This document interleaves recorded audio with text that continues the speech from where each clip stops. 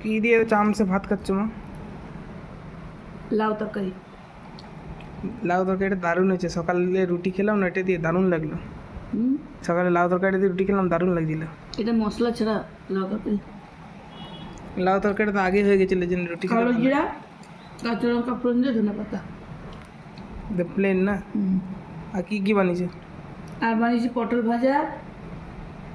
এই খ্যাকসা ভাজাটা আমাকে দিয়েছে মামি।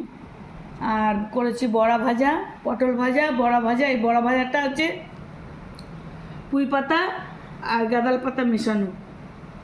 আর করেছি পালং শাকের ঘন্ট।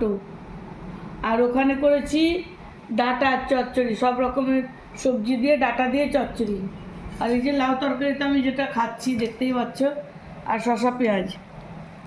আজকে পুরো নিরামিষ আর পুরো শুকনা খাবার, ড্রাই। আজকে কোনো ডাল ঝোল কিছু নাই। এতগুলো তরকারি দিয়ে একটু একটু করে ভাত খেতে খেতে তো আসছে, সেই তখন আমার ঝোল দিয়ে ডাল দিয়ে কখন খাবো? আমাকে একটু ঝোল হলেই বেশি ভালো লাগে। বলতে পারছি এক বালতি জল ঢেলে দিতাম তোর ভাতে। দেবো ঢেলে? না না, ঠিক আছে, খাও তাহলে। সবসময় ঝোল ঝোল খেতে নাই, মাঝে মাঝে একটু শুকনা শুকনাও খেতে হয় বাবু। মানে ভাত মাখলে, লাউ দিয়ে ভাত মাখলে তো। আমি নিরামিষ মানে একটাই খাবার জানি, ডাল ভাত হবে।